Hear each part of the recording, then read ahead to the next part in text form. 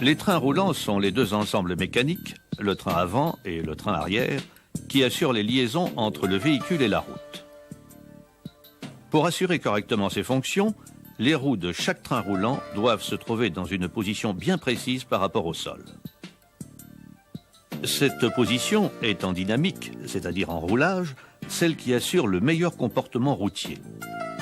Elle prend en compte la déformation des articulations élastiques, la réaction des pneumatiques et les variations de suspension. Pour des raisons pratiques, cette position est définie en statique par des mesures forcément différentes parce que n'étant plus soumise à des contraintes et dont on trouve la valeur dans les tableaux de contrôle.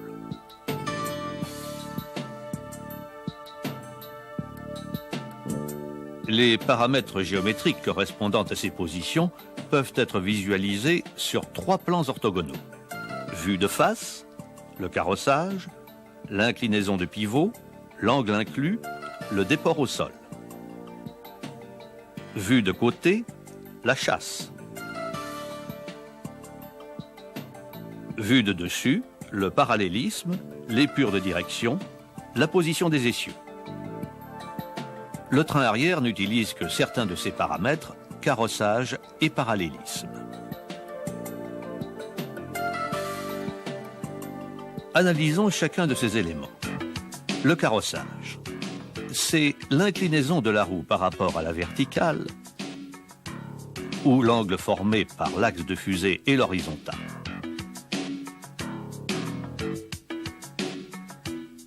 Le carrossage est positif lorsque les roues convergent vers le bas. Il est négatif lorsqu'elles convergent vers le haut. Le carrossage des roues avant est à l'heure actuelle proche de 0 ou faiblement négatif. Au contraire, on trouve fréquemment un important carrossage négatif sur les roues arrière, ce qui améliore la stabilité.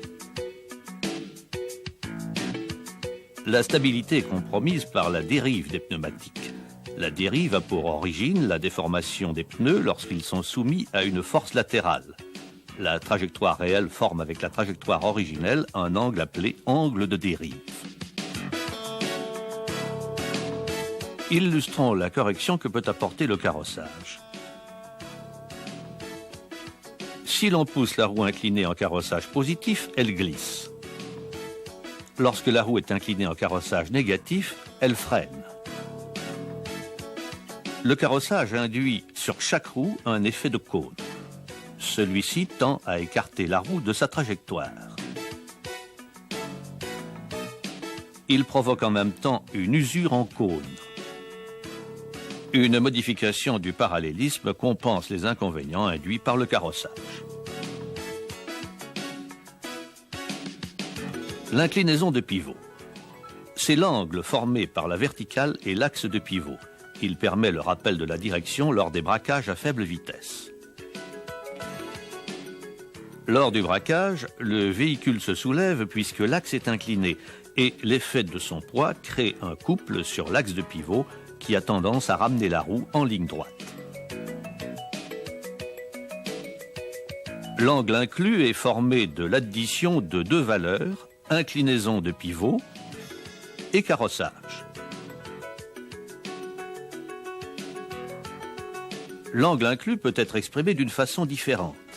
Il représente alors l'angle d'inclinaison de pivot auquel on ajoute le carrossage, angle que forme l'axe de fusée avec l'horizontale, plus 90 degrés.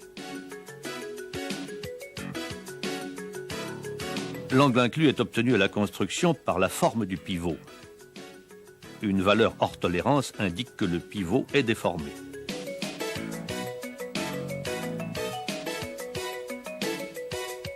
Le déport au sol. C'est la distance au sol entre l'axe d'articulation du pivot et le centre de la surface de contact du pneumatique sur le sol.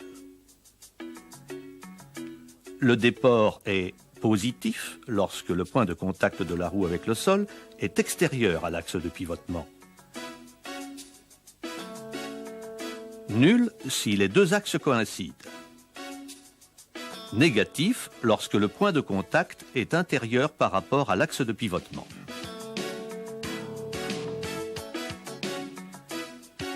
La valeur définitive du déport au sol est obtenue par construction à l'aide des moyeux complétés par les roues.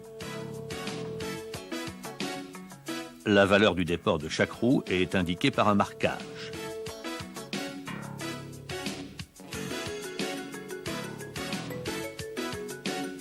Il convient de se méfier des panachages de roues en cas d'instabilité au freinage.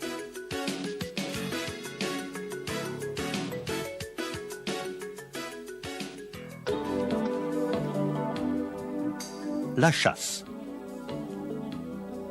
La chasse est l'angle formé par l'axe de pivot et la verticale, le véhicule est en vue de côté. L'angle de chasse est positif lorsque l'axe de pivotement est incliné vers l'arrière. Il est négatif dans le cas contraire.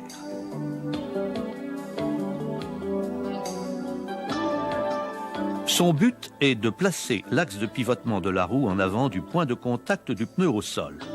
L'écart séparant les deux points est appelé chasse-distance. C'est cette distance qui provoque en dynamique le rappel des roues en ligne droite.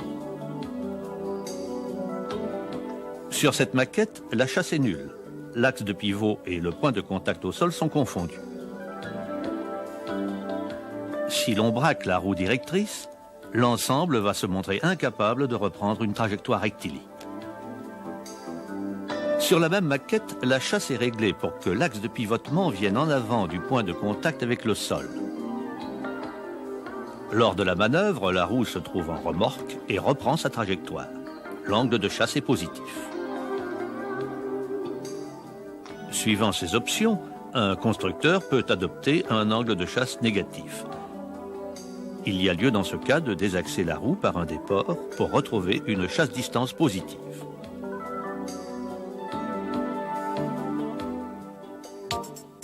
Le parallélisme. C'est l'angle que forment le plan de la roue et l'axe longitudinal du véhicule. Le parallélisme peut être exprimé en millimètres. C'est alors la différence de distance entre les bords avant et arrière des roues d'un même essieu. Il y a ouverture si les roues convergent vers l'arrière du véhicule. On dit alors que le parallélisme est négatif. Il compense le carrossage négatif. Il y a pincement si les roues convergent vers l'avant du véhicule. On dit alors que le parallélisme est positif. Il compense le carrossage positif. Un déréglage du parallélisme provoque le ripage des pneumatiques en ligne droite et entraîne leur usure rapide, surface de contact rugueuse.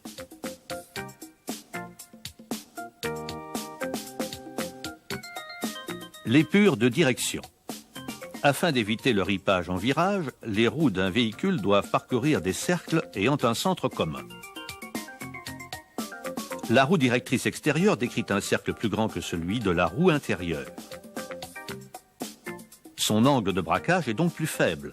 Cela est rendu possible par l'orientation des leviers de direction qui forment par rapport à chaque roue un angle constant obtenu en fabrication.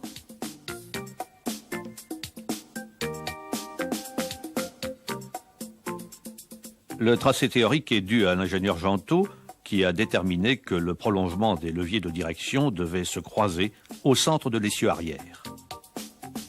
À l'heure actuelle, et pour tenir compte de différents facteurs, déformation des pneumatiques en virage, véhicule à traction avant ou propulsion arrière, caractère sur ou sous-vireur que l'on souhaite trouver, le point d'intersection peut être trouvé soit en avant, soit en arrière de l'essieu arrière.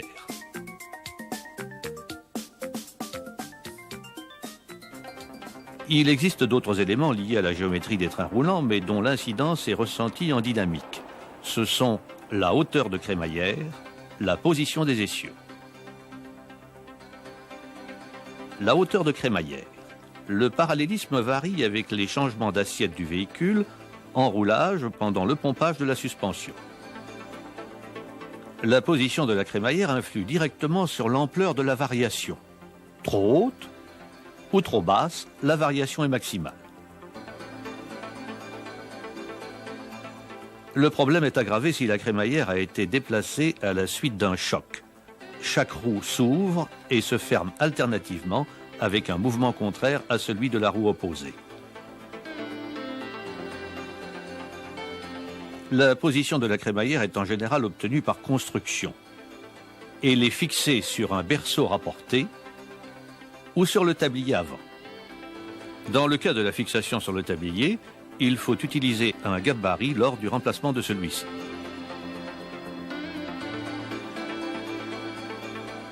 Le train arrière très élaboré de la 605 dispose d'un système de gestion du parallélisme qui produit un effet similaire à celui que donne une crémaillère et que l'on exploite pour améliorer le comportement routier. Chaque demi-train arrière monté sur un pivot est arrêté en rotation par une biellette réglable. Cette biellette permet de régler le parallélisme de chaque roue grâce à un excentrique. Cette opération réalisée, un second excentrique permet de régler la hauteur du point d'ancrage de chaque biellette. Ce montage permet de conserver un parallélisme pratiquement constant, quelles que soient les variations d'assiette et de trajectoire. Un mauvais réglage entraîne une variation du parallélisme qui dégrade la tenue de route. La position des essieux. Les essieux sont caractérisés par leur position sur la voiture, leur largeur appelée la voie, la distance qui les sépare appelée l'empattement. Même si les valeurs de train avant et de train arrière sont correctes, il faut en plus que les trains soient alignés sur le véhicule pour assurer un bon comportement et éviter des usures prématurées de pneumatiques. Deux caractéristiques sont essentielles. L'angle de setback qui mesure le désalignement des roues d'un même essieu, l'angle d'offset qui est le désalignement des centres des essieux avant et arrière.